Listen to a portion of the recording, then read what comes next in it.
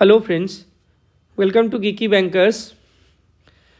So today we will start with chapter 15 of Information System Banker. And you all know that Information System Banker is a certification course offered by IIBF. ठीक है.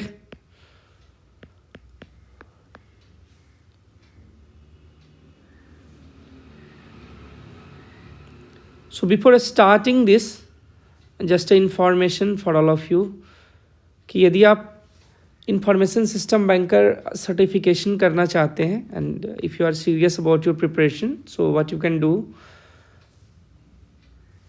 you can follow our app. So our app, we provide the lectures and you will have chapter wise mock test and the mixed of mock test.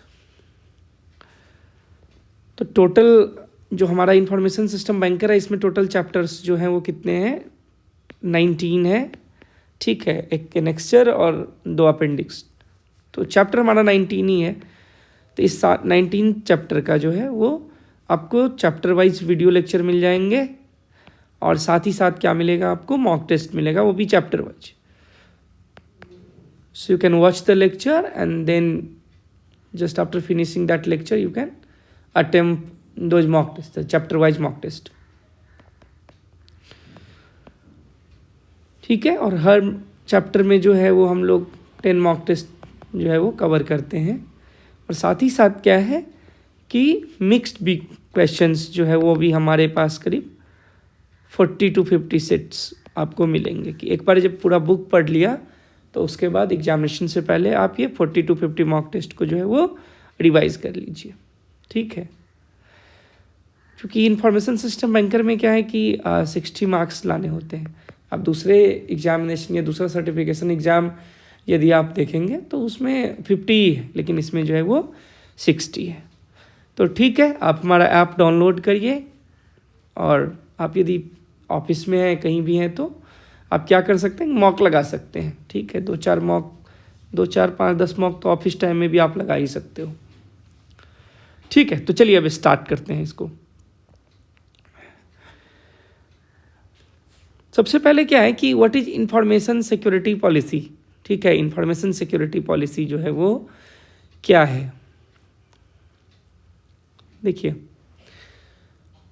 यदि मैं पूछूं कि ऐसे ही, ये formal definition नहीं, आप ऐसे क्या सोचते हो, तो ऐसा लगता है कि जो हमारा इंफॉर्मेशन एसेट है उसको प्रोटेक्ट करना, उसको प्रोटेक्ट करने के लिए जो पॉलिसी है तो वो हो गया इंफॉर्मेशन सिक्योरिटी पॉलिसी, है ना.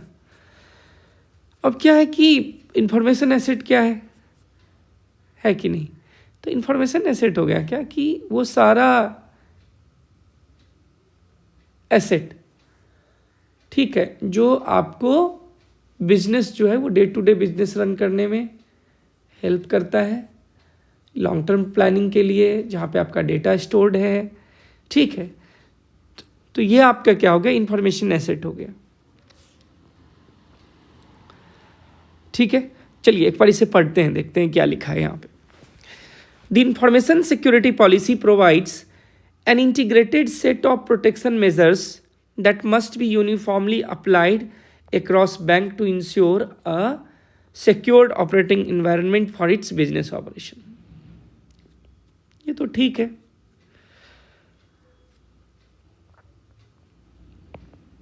कि हमारा जो बिजनेस ऑपरेशन एनवायरनमेंट को सिक्योर करने के लिए, ठीक है, जो मेजर्स लेते हैं that is called information security policy. लेकिन ये पॉलिसी जो है वो कवर क्या क्या करता है. तो जो मैंने आईटी एसेट का अभी थोड़ी देर पहले मैं बोल रहा था कि आईटी एसेट के बारे में बात कर रहा था, तो जैसे हमारा कस्टमर इंफॉर्मेशन है, organisational information, supporting IT systems, processes and people that are generating, storing and retrieving information are important asset of bank. तो ये सारा जो है, जो सपोर्टिंग आईटी सिस्टम है, प्रोसेस एंड पीपल हैं, कस्टमर इंफॉर्मेशन है, इस सब से जो भी डेटा जनरेट हो रहा है तो उसको स्टोर और रिट्रीव करने के लिए जो है, जो उससे आपको जो है वो स्टोर और रिट्रीव करना है, ठीक है। तो ये जो है हमारे लिए क्या है, बैंक के लिए क्या है, इम्पोर्टेंट है, ठीक है। तो ये जो है हमारा IS पॉलिसी में जो है हमारा कवर होता है, इंफॉर्मेशन सिक्योरिटी पॉलिसी में कवर होता है। नेक्स्ट क्या है कि the availability, integrity and confidentiality of information are essential in building and maintaining our competitive edge, cash flow, profitability, legal compliance and respected company's image, ठीक है। यदि और थोड़ा सा इसमें डीपर जाए तो क्या है कि जो भी आपके पास इंफॉर्मेशन है, ठीक है, तो उस इंफॉर्मेशन का जो अवेलेबिलिटी है, इंटीग्रिटी है, कॉन्फिडेंशियलिटी है, उसको मेंटेन करना है। और उसको मेंटेन हम कैसे करेंगे, तो हमारा जो IS पॉलिसी है उसके द्वारा, ठीक है। यानी उसके अवेलेबिलिटी, इंटीग्रिटी, कॉन्फिडेंशियलिटी को मेंटेन करने के लिए हम लोग मेजर्स कहाँ पे लेंगे, तो IS पॉलिसी के थ्रू इसको जो है वो इंश्योर करेंगे कि इंफॉर्मेशन अवेलेबल होना चाहिए, इंटीग्रिटी होना चाहिए, कॉन्फिडेंशियलिटी को इंश्योर करेंगे। तो ये जो है वो क्या होता है, IS पॉलिसी में होता है, ठीक है। और नेक्स्ट क्या है कि चूंकि इंफॉर्मेशन ही तो सब कुछ है आज के टाइम में, ठीक है। इंफॉर्मेशन से क्या क्या है कि आपका कंपनी जो है वो क्या करता है, essential in building and maintaining our company competitive edge, ठीक है, cash flow, profitability, legal compliance and respective company image, ये सब जो है वो हम किससे करते हैं, तो अब इंफॉर्मेशन से ये सब चीज़ अचीव होता है। आपका इंफॉर्मेशन कितना सिक्योर्ड है, कितने अच्छे से आपने स्टोर करके रखा हुआ है, ठीक है। जब नीड है तब अवेलेबल होना चाहिए, टेम्पर्ड नहीं होना चाहिए, ठीक है। पता है इसमें कभी कभी एक क्वेश्चन आता है, क्वेश्चन क्या आता है कि वो आएगा क्या कि 3 pillar of information security policy का मैंने 3 पिलर लिखा हुआ है यहाँ पे, ठीक है। लेकिन ये 3 पिलर ना, ये इंफॉर्मेशन का है, ठीक है। एक इंफॉर्मेशन को सिक्योर करने का क्या मतलब है, ठीक है। यहाँ पर इंफॉर्मेशन सिक्योरिटी पॉलिसी ना होकर के ये होगा 3 पिलर्स ऑफ इंफॉर्मेशन आर। तो ये होता है कॉन्फिडेंशियलिटी, इंटीग्रिटी एंड अवेलेबिलिटी, ये 3 पिलर्स हैं। ये एग्जाम में समझिए, हर एग्जाम में पूछा जाता है इससे क्वेश्चन कि 3 पिलर्स कौन कौन से हैं। पहला जो है वो है कॉन्फिडेंशियलिटी। कॉन्फिडेंशियलिटी क्या है कि देखिए, मान लीजिए हम किसी को कुछ बात बताते हैं तो हम बोलते हैं ना, ये कॉन्फिडेंशियल है, अपने तक ही रखना। आप यही बोलते हैं ना कि ये कॉन्फिडेंशियल है, मतलब सबको पता नहीं चलना चाहिए।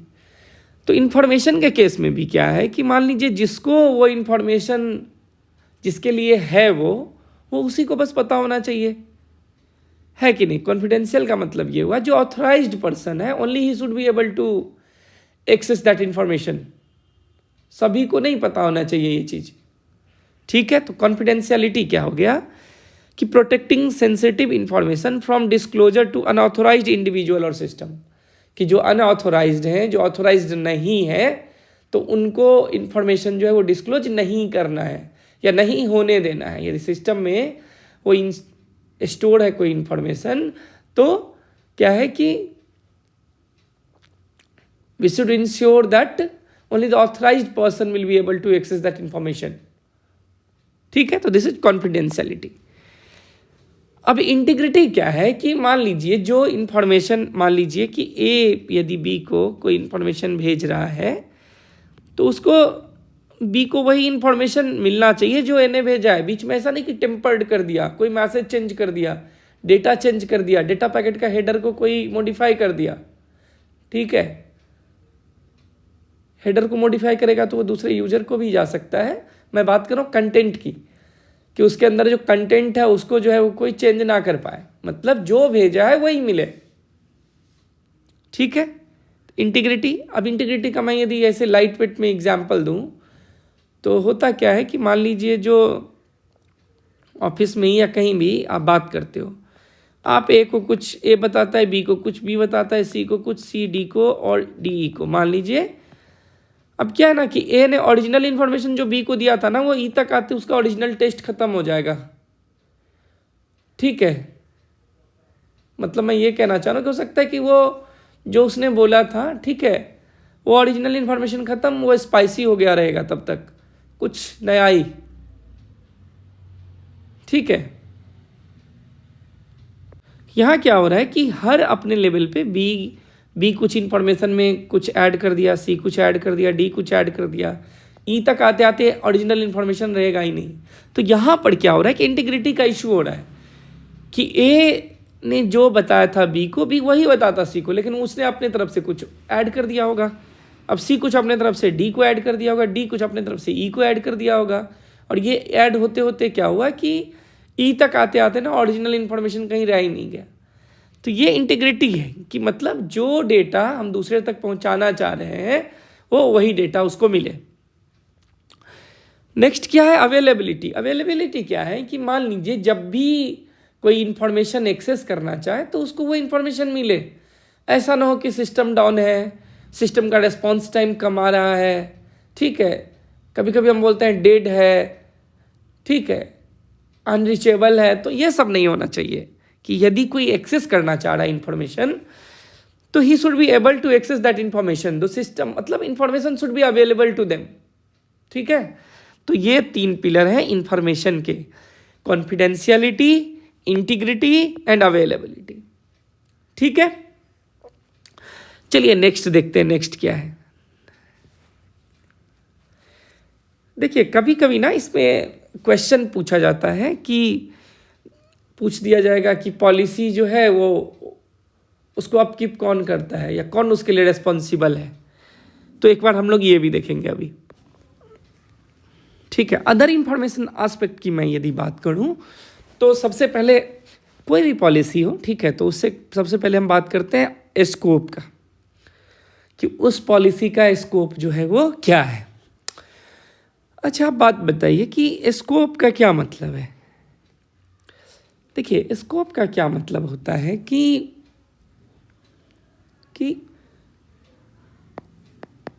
रेंज और एक्सटेंट ऑफ एक्टिविटी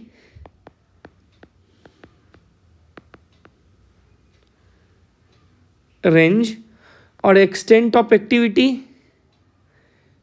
एक्शंस और areas policy covers.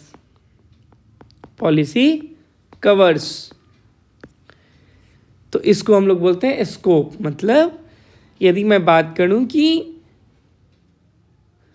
Range and extent of action, कि ये कहां से कहां तक या किस पे अप्लाई होता है, ठीक है, क्या क्या एक्शंस जो है वो लिए जाएंगे या किस किस एक्शंस को ये पॉलिसी इंश्योर करता है, ठीक है। तो ये सब क्या है आपका स्कोप में यही होता है, ठीक है। यदि हम स्कोप की बात करते हैं तो पहले होता है क्या कि भाई ये पॉलिसी क्या क्या कवर करता है और किस किस पे अप्लाई होगा। मेनली देखा जाए तो ये 2 चीज़ें होती है। अब देखिए इंफॉर्मेशन सिक्योरिटी पॉलिसी की जब मैं बात करता हूँ तो इसका पॉलिसी क्या है, स्कोप क्या है। तो ये अप्लाई किस किस पे होता है, तो ये employees, contractor, partner, interns, trainees working in bank, third party service provider जो आपको होस्टिंग सर्विसेज, ठीक है, ये प्रोवाइड करते हैं। और where in data is held outside bank premises shall also comply with this policy, ठीक है, एकदम क्लियर कट लिखा हुआ है सब कुछ। यदि हम बात करें इंफॉर्मेशन सिक्योरिटी पॉलिसी के स्कोप की तो ये अप्लाई किस किस पे होता है, एक बार अगेन रिवाइज कर लेते हैं। तो ये अप्लाई होता है एम्प्लॉयज़ पे, कॉन्ट्रैक्टर्स पे, पार्टनर्स पे, interns, trainees working in bank, third party service provider जो होस्टिंग सर्विसेज है या जो आपका डेटा स्टोर करके रख रहे हैं आउटसाइड द कंपनी, तो they all should comply with the IS policy. मतलब यदि मैं 1 लाइन में बोलूँ तो बैंक से बाहर अंदर जो भी है, ठीक है, रिलेटेड है, उस सब पे ये जो है वो IS पॉलिसी जो है वो अप्लाई होगा। सेकेंड क्या है कि scope of the information security policy is the information stored, communicated and processed with in bank and banks data across outsource location. मतलब वही इसी का एक्सटेंशन है, ठीक है, कि मान लीजिए बैंक से रिलेटेड जो भी वेंडर्स हैं, जो आउटसोर्स्ड वेंडर्स हैं, ठीक है, जो भी है, तो उस सब पे ये जो है वो एप्लीकेबल होगा हमारा IS audit policy, IS policy, information security policy. Second क्या है कि ऑब्जेक्टिव्स क्या है। देखिए, किसी भी पॉलिसी का यदि मैं बात करूं तो पॉलिसी का क्या ऑब्जेक्टिव होता है, वैसे आगे है कवर किया हुआ, मैं ऐसे बता रहा हूं। देखिए, जब भी मान लीजिए कोई पॉलिसी बनता है तो दो चीज़ है। पहला तो जो मैनेजमेंट क्या चाह रहा है, ठीक है ना, कि मैनेजमेंट क्या चाह रहा है, ऑर्गेनाइजेशन को किस डायरेक्शन में ले जाना चाह रहा है, एक तो वो होता है। दूसरा होता है क्या कि जब भी हम पॉलिसी बनाते हैं तो एक रेगुलेटरी जो कंप्लाइंस है उसको भी पूरा किया जाता है कि गवर्नमेंट किसी काम को करने के लिए उस क्या गाइडलाइंस दिया हुआ है तो उसका कंप्लाइंस हो आपके डे टू डे काम में। दूसरा क्या है कि उस गाइडलाइंस के थ्रू जो हमारा ऑर्गेनाइजेशनल गोल है, बिजनेस गोल है, उसको कैसे अचीव करें। दो ही चीज़ होता है, ठीक है ना। ऑब्जेक्टिव्स की मतलब मैं पॉलिसी की बात कर रहा था कि पॉलिसी का क्या है। अब आइए, पॉलिसी तो आप समझ गए कि क्या होता है। अब ऑब्जेक्टिव ऑफ पॉलिसी देखते हैं कि क्या है। देखिए, ऑब्जेक्टिव्स में वही होता है जो पॉलिसी क्या करेगा, ठीक है ना।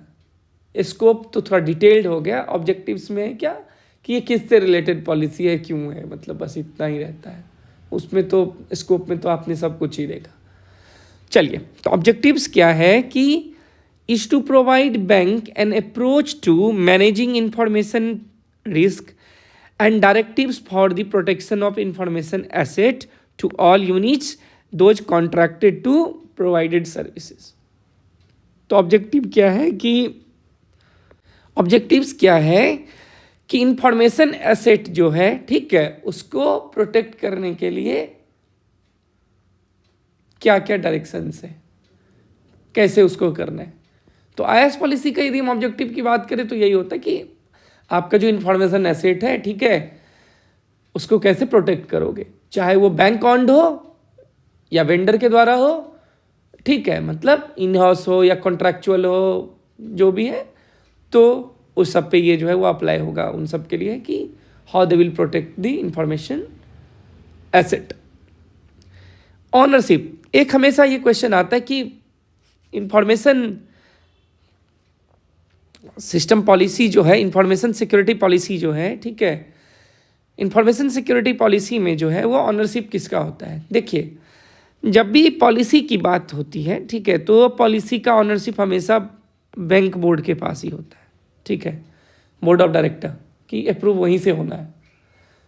तो यहाँ पे ऑनरशिप जो है वो किसके पास रहता है इंफॉर्मेशन सिक्योरिटी पॉलिसी के केस में, तो the board of directors of bank is the owner of the policy and ultimately responsible for information security. तो इसके लिए रेस्पॉन्सिबल कौन होते हैं, तो बोर्ड ऑफ डायरेक्टर्स, ठीक है। नेक्स्ट क्या है, रेस्पॉन्सिबिलिटी की बात करते हैं कि ठीक है, ऑनर तो मान लीजिए हो गया, ऑनरशिप हो गया बैंक बोर्ड के पास, लेकिन रेस्पॉन्सिबिलिटी किसका है, कोई ना कोई तो होगा ना जो मान लीजिए उसको इम्प्लीमेंट करेगा, अपकीप करता होगा। तो कौन करता है ये सब, तो ये करता है कौन, देखिए, the information risk management department will be the owner of information security policy. इसको पार्ट बाय पार्ट अच्छे से देखिए। देखिए, ऑनरशिप हो गया बैंक बोर्ड के पास, ठीक है, और बैंक में जो है वो IS पॉलिसी को बैंक बोर्ड के बाद जो है वो उसका ऑनर कौन है, तो इंफॉर्मेशन रिस्क मैनेजमेंट डिपार्टमेंट। लेकिन इम्प्लीमेंटेशन कौन देखता है, कौन इंश्योर करेगा कि पॉलिसी को कंप्लाई किया जा रहा है कि नहीं किया जा रहा है, तो वो करता है IT security department. IT security department का क्या काम है, implementation responsibility IT security department के पास होता है। और ये IT सिक्योरिटी डिपार्टमेंट जो है वो IT डिपार्टमेंट के अंडर काम करता है। लेकिन रिस्पॉन्सिबिलिटी जब भी होगी कि इम्प्लीमेंटेशन नहीं हो रहा है, कंप्लाई नहीं हो रहा है, तो हु विल बी रिस्पॉन्सिबल, तो IT security department will be responsible. ठीक है, एक बार रिवाइज कर लेते हैं क्या क्या है। इंफॉर्मेशन सिक्योरिटी पॉलिसी में सबसे पहले जो है वो बैंक बोर्ड आ गया, ठीक है। बैंक बोर्ड जो है वो क्या करेगा, तो ये पास करता है, ऑनरशिप है। इसके बाद जो है वो ऑनरशिप किसके पास है, IRMD, information risk management department, information risk management department on करता है इसको। बैंक बोर्ड जब एक बार अप्रूव कर दिया है तो IRMD, क्योंकि यही बोर्ड के पास भी ले जाएगा। और इम्प्लीमेंटेशन रिस्पॉन्सिबिलिटी किसके पास होता है, तो IT सिक्योरिटी डिपार्टमेंट के पास होता है, ठीक है। IT सिक्योरिटी डिपार्टमेंट यानी ऑपरेशनल लेवल पे यही जिम्मेदार है। और IT सिक्योरिटी डिपार्टमेंट जो है वो किसके अंदर काम करता है, तो ये IT डिपार्टमेंट का एक मान लीजिए उसका सब डिपार्टमेंट है, ठीक है। तो रिस्पॉन्सिबिलिटी आ गया। थोड़ा सा और पढ़ते हैं इधर, ठीक है। इसमें क्या लिखा है देखिए, द CISO जो होता है, the chief information security officer is responsible for articulating the IS policy that bank uses to protect the information asset apart from coordinating the security related issues within an organization as well as relevant external agencies। तो जो मान लीजिए यदि हम कहें कि documentation का काम किसका है IS पॉलिसी का, तो डॉक्यूमेंटेशन जो है वो CISO करता है। मतलब कौन कौन सा कंपोनेंट कवर होगा, IS पॉलिसी में क्या क्या होना चाहिए, तो ये सब कवर कौन करता है, तो ये सब कवर करता है CISO। मतलब उसको बनाता वही है, लिखता वही है, कंटेंट क्या क्या होगा, ठीक है। और एक देखिए, एक जनरल कंसेप्शन क्या होता है कि CISO ना IT डिपार्टमेंट का होता है। तो आप एक बात बोलो कि यदि चोर चोरी करेगा, ठीक है, उसी को थानेदार बना देंगे, तो वो कभी जो है वो जस्टिफिकेशन होगा। अब चोर जो है उसी को थानेदार बना दो, कभी होगा नहीं ना होगा। तो क्या है कि CISO जो है उसका काम है कि लूप होल देखना, उसका काम है लूप होल देखना कि इंफॉर्मेशन सिस्टम जो हमारा सिक्योरिटी पॉलिसी है वो कहाँ पे ब्रीचेज है, कहाँ पे लूप होल्स है, कहाँ पे कंप्लाई नहीं हो रहा है। तो ये जो हमारा ये डिपार्टमेंट है IT सिक्योरिटी डिपार्टमेंट, तो वो इम्प्लीमेंटेशन का काम देखता है जो IT डिपार्टमेंट के अंडर है। तो अल्टीमेटली IT डिपार्टमेंट भी तो इन्वॉल्व है। अब CISO भी यदि IT डिपार्टमेंट के अंडर काम करेगा तो फिर तो काम नहीं होगा ना, फिर वो इम्प्लीमेंटेशन और ये सब कुछ सही से नहीं हो पाएगा। इम्प्लीमेंटेशन नहीं मतलब लूप होल्स को नहीं, CISO का काम है लूप होल्स देखना, ठीक है।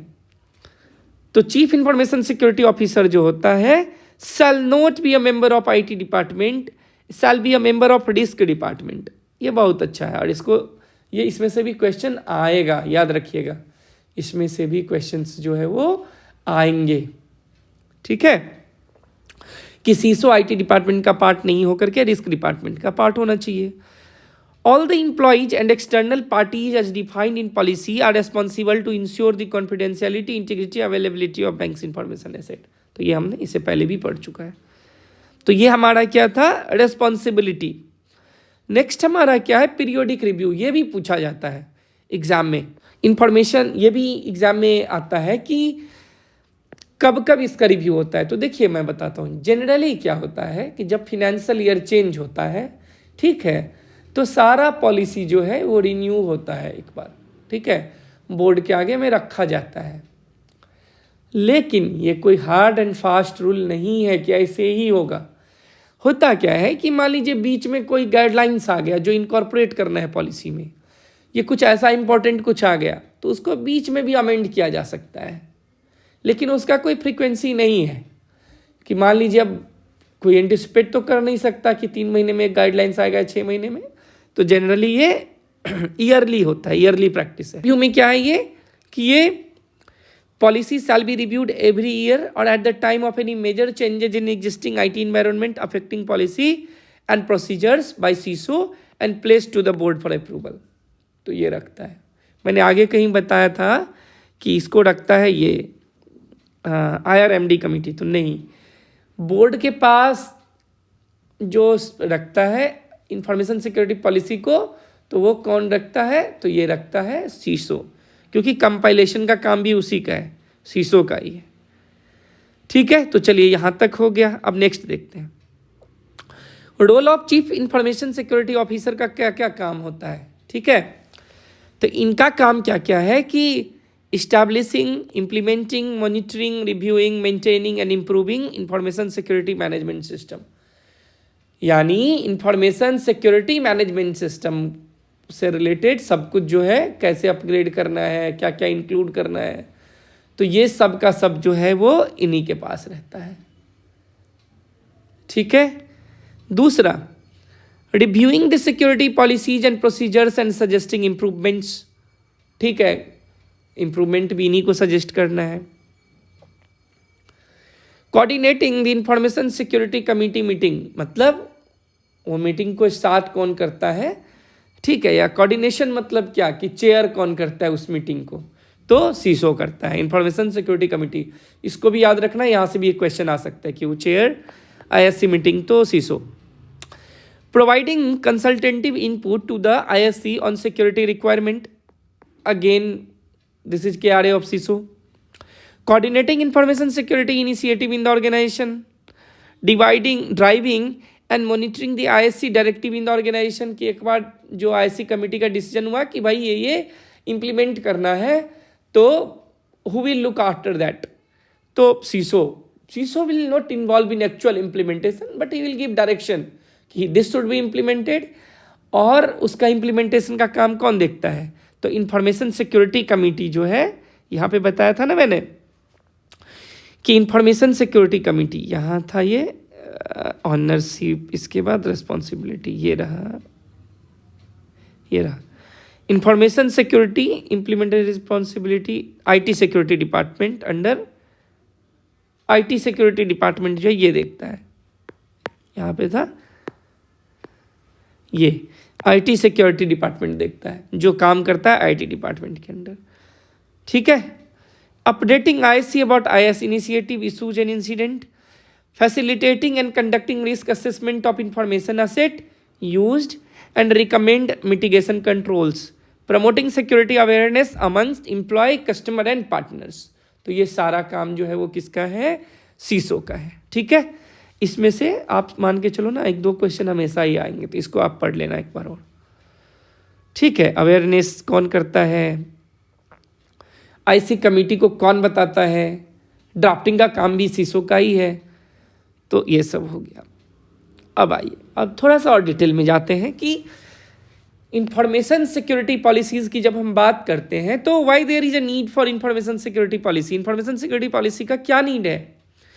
देखिए, तो सबसे पहला नीड है क्या कि protection of sensitive data, compliance with legal and regulatory requirement.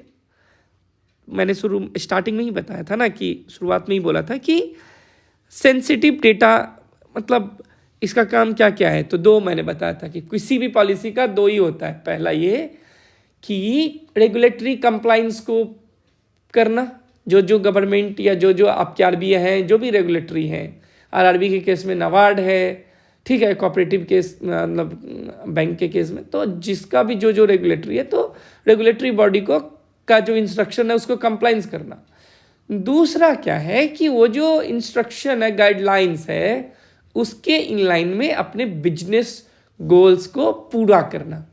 ये दोनों काम जो है वो पॉलिसी का होता है।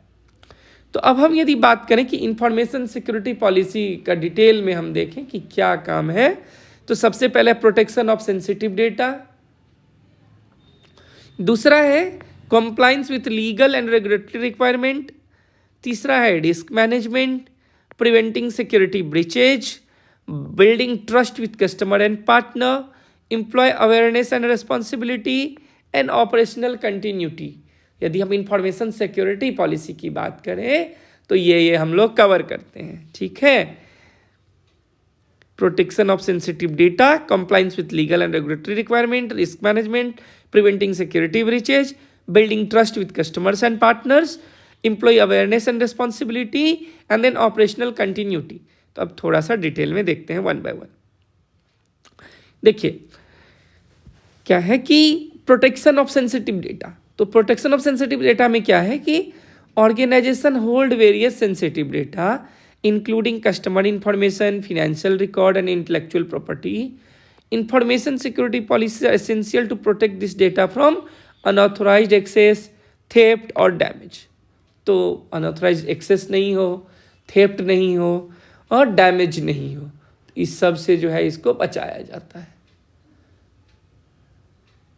ठीक है, नेक्स्ट क्या है, compliance with legal and regulatory requirement. ठीक है, many industries are governed by law and regulations that mandate certain level of data protection and privacy. Information security policy help ensure compliance with these requirements, thereby avoiding legal penalties and fines. क्या है कि information security policy जो है, जो भी हमारा मान लीजिए जो रेगुलेटरी रिक्वायरमेंट है उसको तो पूरा करेंगे ना, नहीं करेंगे तो पेनल्टी होगा आपके ऊपर। तो जब हम कोई पॉलिसी बनाते हैं, not only information security policy, तो इस बात का ध्यान रखा जाता है कि जो भी रेगुलेटरी कंप्लायंस है वो पॉलिसी में जरूर हो। सबसे पहले आप उसी को इनकॉर्पोरेट करते हो, देन उसमें जो है वो पीनल एक्शन क्या होगा यदि उसको कंप्लाई नहीं किया जाता है, किस लेवल तक। ठीक है, तो हर लेवल पे जो है वो एक पेनल्टी का भी प्रोविज़न होता है। तो यहाँ भी यही है कि इस पॉलिसी में ये सब होगा, पेनल्टी और फाइन्स। ठीक है, तो यहाँ पर तो हमने ये लिखा हुआ है कि मान लीजिए पॉलिसी यदि नहीं कोई कंप्लाई, मतलब एक्चुअली होता क्या है कि यदि कोई बैंक मान लीजिए किसी पॉलिसी को कंप्लाई नहीं करेगा तो आरबीआई या जो भी रेगुलेटरी बॉडी है वो उस पर पेनल्टी करता है। ठीक है, लेकिन जब बैंक लेवल पे मान लीजिए उसको इम्प्लीमेंट करते हैं तो हम लोग भी तो करते हैं। मान लीजिए कि हाउसिंग लोन में है क्या कि आप जो है वो हर स्टेज पे जा कर के पहले इंस्पेक्शन करोगे और तब जा कर के उसका नेक्स्ट जो है इंस्टॉलमेंट रिलीज करेंगे। अब लेकिन मान लीजिए कि मैंने इंस्पेक्शन किया ही नहीं और ऐसे कर दिया, वैसे तो आदमी बैकडेट में पेपर कॉम्प्लाइंस भी करता है, लेकिन मैं ऐसे बता रहा हूँ। तो आप करते हो ना, ब्रांच मैनेजर को कुछ ना कुछ तो पेनल्टी करते ही हैं। मॉनेटरी पेनल्टी नहीं होगा, मान के चलिए कि आप उसको एक्सप्लेनेशन ही दे दिए, कुछ कर दिए, लेकिन करते तो हैं। इसी तरह कि मान लीजिए यदि बैंक नहीं करेगा तो बैंक के ऊपर भी क्या होगा कि उसके ऊपर जो है वो पेनल्टी और फाइन्स होगा। ठीक है, तो उससे बचने के लिए पॉलिसी बनता है। रिस्क मैनेजमेंट क्या है, देखिए, these policies are a key component in identifying and managing risk related to information security and they help in assessing potential threats and vulnerability and in implementing appropriate control to mitigate this risk। जो भी risk factor है तो उसको neutralise करने के लिए, ठीक है, जो पोटेंशियल थ्रेट है, वल्नरेबिलिटी है, ठीक है, तो दूसरे कंट्रोल्स को इम्प्लीमेंट करने के लिए जो है वो पॉलिसी में हम उसको इनकॉर्पोरेट करते हैं कि वल्नरेबिलिटी और इस सब को जो है वो काउंटर किया जा सके, जो दूसरे रिस्क एलिमेंट है। ठीक है, आइए नेक्स्ट देखते हैं, प्रिवेंटिंग सिक्योरिटी ब्रीचेज।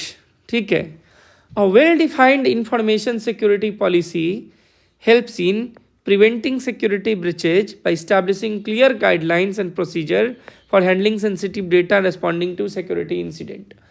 तो इसमें जो है वो सिक्योरिटी ब्रीचेज को भी एड्रेस करने के लिए इसमें हम लोग मेजर्स लेते हैं। देखिए, मान लीजिए कि जैसे आपको सिंपल मैं एक मेजर्स बताऊं कि जिस भी सिस्टम पे आप CBS एक्सेस करते हो, कोर बैंक सॉल्यूशन का, ठीक है, आप एक्सेस करते हैं, ठीक है, तो उसमें क्या होता है कि उसमें हम लोग बोलते हैं कि इंटरनेट आप नहीं चलाओ या इंटरनेट बैंड होता है, जो डिफरेंट जैसे ADS है, ADS के थ्रू आप स्टॉप करते हैं और भी जो दूसरी चीज़ें हैं। तो ये क्या है, ये सिक्योरिटी ब्रीचेज ही होगा ना कि आप यदि उसी पे CBS चलाएंगे, उसी पे इंटरनेट चलाएंगे तो कुछ भी आपने डाउनलोड कर लिया और हो सकता है कि वो जब आप CBS चलाओगे तो आपका जो इंट्रानेट है, बैंक का नेट है, तो उसके थ्रू वो जो है वो प्रोपेगेट होकर के आपके सर्वर तक पहुंच जाए, तो उसको रोकना है। तो प्रिवेंटिंग सिक्योरिटी ब्रीचेज, इसके लिए भी मेजर्स यहाँ पे लिया जाता है। Building trust with customer and partner. अब building trust with customer and partner क्या है कि मान लीजिए ऐसे आप देखो कि आप मान लीजिए अपने लिए AWS में कुछ जो है वो मान लो स्पेस लेते हैं। मैं इसलिए AWS का एग्जांपल ले रहा हूँ कि कंप्यूटर से रिलेटेड है, स्टोर से रिलेटेड है। तो क्या है कि आप देखते हैं ना कि AWS कितना सिक्योर है, क्या क्या जो गाइडलाइंस है या क्या क्या है इसको ये कंप्लाई कर रहा है। देखते हैं कि नहीं करते हैं कि ये सिक्योरिटी है, ये सिक्योरिटी है, ये सिक्योरिटी, तो इससे क्या होता है कि ट्रस्ट बढ़ता है। तो जब आपका बैंक मान लीजिए है, तो बैंक को मान लीजिए रेटिंग्स मिलता है ना, आपके डेटा सेंटर का भी जो है वो रेटिंग्स होता है 3, 5, और वो जो रेटिंग्स मिलता है डेटा सेंटर को, वो रेटिंग्स मिलता है कि क्या क्या वो गाइडलाइंस को, सर्टिफिकेशंस जो है उसको कंप्लाई कर रहा है। यदि हम बेसिक की बात करें तो PCI DSS है, पेमेंट कार्ड इंडस्ट्री, ठीक है, उसका सर्टिफिकेशन है। तो ऐसे बहुत सारे सर्टिफिकेशंस हैं जिसको कंप्लाई करना पड़ता है, तो उससे आपके डेटा सेंटर को रेटिंग मिलता है। तो जब कस्टमर को पता चलता है कि वो जिस बैंक के साथ बैंकिंग कर रहा है उसका रेटिंग ये है, तो एक ट्रस्ट फैक्टर, ट्रस्ट जो है वो बढ़ता है। तो building trust with customer and partners के लिए भी ज़रूरी है कि हमारा इंफॉर्मेशन सिक्योरिटी पॉलिसी जो है वो रोबस्ट रहे। एम्प्लॉय अवेयरनेस एंड रिस्पॉन्सिबिलिटी में क्या है कि मान लीजिए जो टेक्निकल पर्सन, मैं बोलूँगा सीसो हैं या IT सिक्योरिटी डिपार्टमेंट है या दूसरे लोग हैं, ठीक है, जो इन्वॉल्व हैं इसमें, अब सिर्फ उन्हीं को सिर्फ इंफॉर्मेशन सिक्योरिटी के भी बारे में नॉलेज रहे तो इशू हो जाएगा। इशू इसलिए होगा कि भाई वही तो काम नहीं करते बैंक में, तो जो हमारे जनरल एम्प्लॉयज़ हैं, जो जनरलिस्ट हैं, मान लीजिए जनरल बैंकिंग में काम करते हैं, तो उनको भी टाइम टू टाइम बताना पड़ेगा कि भाई ये मेजर्स हैं, ठीक है, कि eight the time of breaches या कुछ होता है तो आपको क्या करना है, कहाँ रिपोर्ट करना है, कैसे करना है, ठीक है, कंप्लाई कैसे करेंगे, तो ये सब चीज़ जो है वो बताना पड़ता है। तो एम्प्लॉय अवेयरनेस एंड रिस्पॉन्सिबिलिटी में क्या है कि these policies educate employ about their role in maintaining security, the potential threat and the correct parties to follow, correct practices to follow, and this awareness is critical in preventing incident caused by human error और insider threat। एक बात और है, insider threat भी है, जो मैंने CBS वाला बताया एग्जाम्पल, वो insider threat है। और मान के चलिए कि आप ही किसी एम्प्लॉय को पैसे दे करके यदि इंफॉर्मेशन निकालना चाहे तो आराम से कर सकता है ना। तो इनसाइडर थ्रेट तो वो है जब आपका अपना ही आदमी, अपना ही एम्प्लॉय, ठीक है, जिसका इंटेंशन सही नहीं है, तो इनसाइडर थ्रेट हुआ। नेक्स्ट क्या है, ऑपरेशनल कंटिन्यूटी। मान लीजिए कुछ भी हो जाए तो बैंक कभी ये नहीं ना बोल सकता है कस्टमर को कि हमारे ऊपर अटैक हो गया, नेचुरल डिजास्टर हो गया, कुछ हो गया, हम नहीं आपको सेवा दे पाएंगे, सर्विस नहीं दे पाएंगे। तो उसके लिए तो मेजर्स लेना पड़ेगा। मेजर्स जब लेना पड़ेगा, ठीक है, तो वो मेजर्स क्या क्या होंगे, ऑपरेशनल कंटिन्यूटी, जैसे हम लोग बात करते हैं बिजनेस कंटिन्यूटी प्लानिंग की बात करते हैं ना, DCDR की बात करते हैं, तो ये सब किसका पार्ट है, ऑपरेशनल कंटिन्यूटी का ही पार्ट है, ठीक है। डेटा रिकवरी सर्वर होता है कि नहीं होता है, ठीक है। अब DR सर्वर पे हम लोग स्विच करते रहते हैं कि नहीं, कि मान लीजिए हर वीक में या फिर हर महीने में या 3 महीने में, जिसका जो फ्रीक्वेंसी है, ठीक है, कि शिफ्ट कर देते हैं प्रोडक्शन सर्वर से, कि हमारा सेकेंड लाइन जो है वो कुछ ऐसा होता है तो वो तैयार है। अब उसमें भी आप यदि एकदम और इनसाइड जाओगे तो है क्या कि आपका जो प्रोडक्शन सर्वर और DR सर्वर है दोनों अलग अलग सिस्मिक जोन में होने चाहिए, ठीक है, कि एक जगह यदि कुछ नेचुरल डिजास्टर आए तो देयर आर लेस चांसेस कि दूसरे सिस्मिक जोन में भी हो, ठीक है। तो बहुत सारा कुछ है इसमें। तो ऑपरेशनल कंटिन्यूटी के लिए ये सब मेजर्स लेते हैं और इंफॉर्मेशन सिक्योरिटी पॉलिसी में इसको भी कवर किया जाता है, ठीक है। नेक्स्ट आइए, नेक्स्ट क्या है कि कोविड क्या है, एक इससे भी रिलेटेड क्वेश्चंस आता है। तो कोविड क्या है कि control objective for information and related technologies, ठीक है, इसका फॉर्म है control objective for information and related technologies is a framework for developing, implementing, monitoring and improving, ठीक है। It is a widely recognized and applied framework particularly useful in realm of information security। देखिए क्या है कि जो IT governance से related है, ठीक है, तो ये क्या है कि एक फ्रेमवर्क है for developing, implementing, monitoring and improving IT governance and management practices. ठीक है, it is a widely recognized and applied framework particularly useful in the realm of information security. ठीक है, इंफॉर्मेशन सिक्योरिटी के लिए बहुत इंपॉर्टेंट है and it was created by ISACA. ठीक है, information system audit and control association for IT governance and management. और ये जो सीसा सर्टिफिकेशन होता है सीसो के लिए जो बेसिक है, सीसा डीसा CISSP आपको करते हैं ना आप लोग, तो ये कौन कराता है, सीसा कौन कराता है, तो इशाका, USA का ऑर्गेनाइजेशन है ये.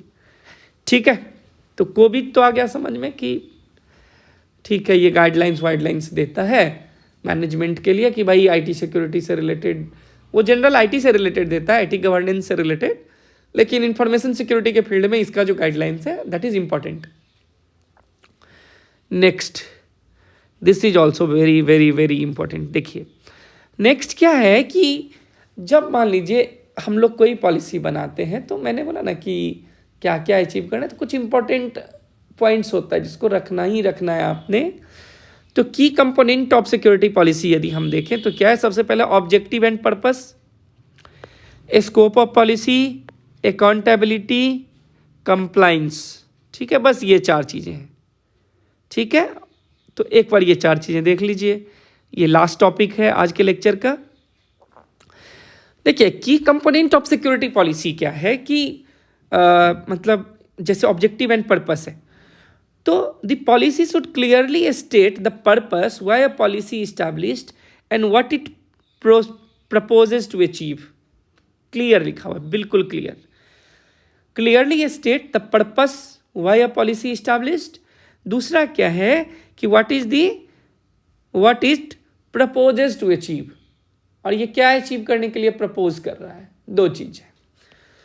The development of information security policies is neither information technology and nor audit responsibility, nor do these policy remain solely in the areas identified. अब ये इंफॉर्मेशन सिक्योरिटी पॉलिसी जो है, ठीक है, ये ऐसा नहीं है कि ये IT है, ठीक है, या ऑडिट रेस्पॉन्सिबिलिटी है, और ये भी नहीं है कि जिस एरिया में कहा जाए उसी में इम्प्लीमेंट हो. इसका इम्प्लीमेंट हम दूसरे जगह भी कर सकते हैं. ठीक है, और पॉलिसी इज अ पॉलिसी. ठीक है, तो ऑब्जेक्टिव एंड पर्पस क्या है, तो पॉलिसी शुड क्लियरली स्टेट कि purpose and why policy establish and what it propose to achieve. ठीक है, बस आप इतना याद रखो. स्कोप ऑफ द पॉलिसी क्या है, देखिए स्कोप ऑफ पॉलिसी में क्या है कि clearly state the one or more component of information technology which the policy targets. Information technology के किस एस्पेक्ट को ये जो है वो टारगेट कर रहा है. This could include technology. अब टेक्नोलॉजी में बात करें तो hardware, operating system, telecommunication, networking etc, या फिर टेक्नोलॉजी हो गया, एप्लीकेशन हो गया, पर्सनल हो गया, फैसिलिटीज हो गया. तो ये किसी को भी जो है वो टारगेट कर सकता है. ठीक है, नेक्स्ट क्या है, अकाउंटेबिलिटी. अकाउंटेबिलिटी क्या है कि मान लीजिए किसी भी काम के लिए जब तक आप किसी को अकाउंटेबल नहीं बनाओगे, ठीक है, तो वो काम सही से नहीं होगा. अकाउंटेबिलिटी फिक्स होना चाहिए कि नहीं होना चाहिए, होना चाहिए. बैंक में तो हम लोग डेली ही सुनते हैं, है ना, कि कोई काम गलत हो गया तो बोलता है चलो अकाउंटेबल को ढूंढो, अकाउंटेबिलिटी इस्टेब्लिश करो. तो यहाँ भी है क्या कि हमें अकाउंटेबिलिटी जो है वो इस्टेब्लिश करना पड़ेगा कि जो भी इंफॉर्मेशन सिक्योरिटी पॉलिसी में है, ठीक है, यदि वो कंप्लाई नहीं होता है, यदि वो फॉलो नहीं हो रहा है, तो हु शुड बी अकाउंटेबल. ठीक है, और इसके बाद जो हमारा एक इसमें होता है कॉम्प्लाइंस. तो कॉम्प्लाइंस में यदि हम बात करें तो सबसे पहले बात आती है रेगुलेटरी कॉम्प्लाइंस की. मान लीजिए कि IT पॉलिसी जो हमारा है, इंफॉर्मेशन सिक्योरिटी पॉलिसी जो है, तो सबसे पहले जो गाइडलाइंस है इंफॉर्मेशन टेक्नोलॉजी एक्ट 2008, तो उसको देखेंगे. या दूसरा गाइडलाइंस और भी कोई यदि RBI दिया है, ठीक है, तो हम उसको जो है वो कंप्लाई करेंगे. ठीक है, अब मान लीजिए इसका एक जो है हमें दे रखा है कि मान लीजिए कि आप सॉफ्टवेयर यूज़ करते हो, ये देखिए. अब मान लीजिए कि माइक्रोसॉफ्ट का आप जो है वो विंडो यूज़ कर रहे हैं ऑपरेटिंग सिस्टम के लिए, या MS ऑफिस आप यूज़ कर रहे हो, ये लाइसेंस सॉफ्टवेयर है। तो आप ऐसा नहीं कर सकते कि जैसे हम घर में करते हैं, या करना तो कहीं नहीं चाहिए कि बिना लाइसेंस वाला जो है, ठीक है, टॉर्जन या कहीं से हम लोग उसको डाउनलोड कर लिए और फिर उसको यूज़ करें। बैंक में ऐसा नहीं चलेगा, क्योंकि ये जो हैक्ड और ये बिना की वाला, बिना लाइसेंस वाला जो सॉफ्टवेयर होता है, ये एक तरीके से खुला डोर है, गेट है ये, कि हैकर को हम लोग दे रहे हैं एंट्री, क्योंकि ना पैचेज अपडेट होता है वहाँ पे, और ना दूसरा और सिक्योरिटी कंट्रोल्स भी अपडेटेड है कि नहीं है। तो इसीलिए जब बैंक मान लीजिए कोई भी प्रोप्राइटरी सॉफ्टवेयर यूज़ करता है, तो bank should must have the certificate, ठीक है, लाइसेंस होना चाहिए उसको यूज़ करने के लिए, ठीक है। ये भी कॉम्प्लाइंस का ही पार्ट है। दूसरा क्या है कि यदि हम क्रॉस बॉर्डर मूवमेंट की बात करें, ठीक है, तो जो डेटा है, ठीक है, तो लीगल और रेगुलेटरी रिक्वायरमेंट जो है, तो उसके अनुसार आपको जो है वो उसको कैप्चर करना पड़ेगा, ठीक है। नेक्स्ट है क्या कि compliance with information security policy and procedures. अब अदर देन जो रेगुलेटरी रिक्वायरमेंट है, ठीक है, और दूसरी चीज़ें हैं पॉलिसी में, तो उसको भी क्या करना पड़ेगा, हमें कवर करना पड़ेगा, ठीक है। देखिए, well bank respect the privacy of its employ, it reserve the right to audit and or monitor the activities of its employ, information is stored, processed, transmitted, handled और any asset device used by employee।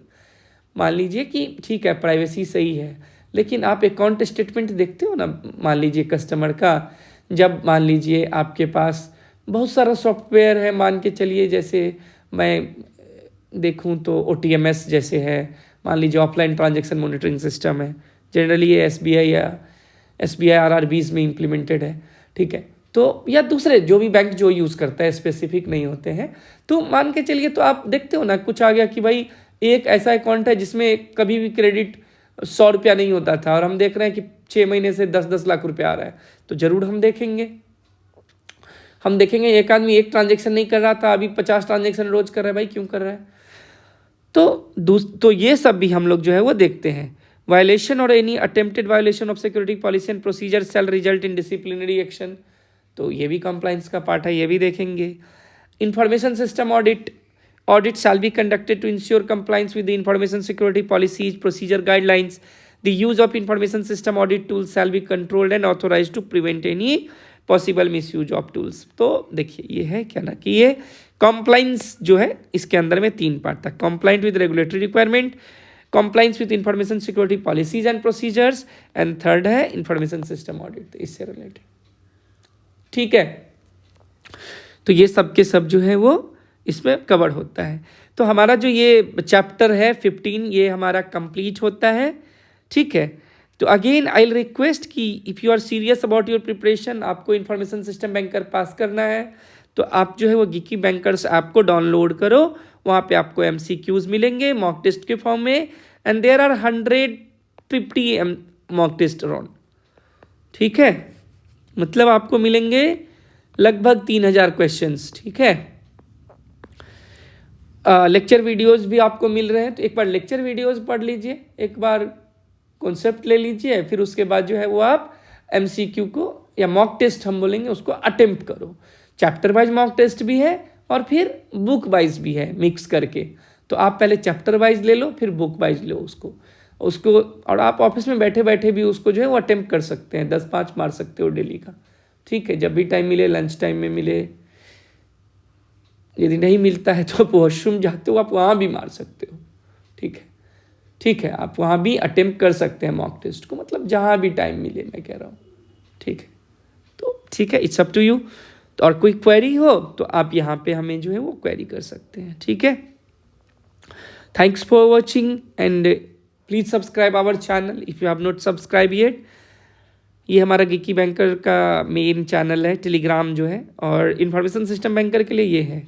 और in case आपको यदि ये नहीं मिलता है, आपने कुछ नहीं करना, आपने बस इस पर एक मैसेज डालना है कि I am not able to find your Telegram channel, that's it. Just write कि Telegram channel link, you will get the link, ठीक है, आपको मिलेगा, ठीक है, तो चलिए, थैंक्स फॉर वॉचिंग, पढ़ते रहिए, मॉक टेस्ट लगाते रहिए, थैंक यू।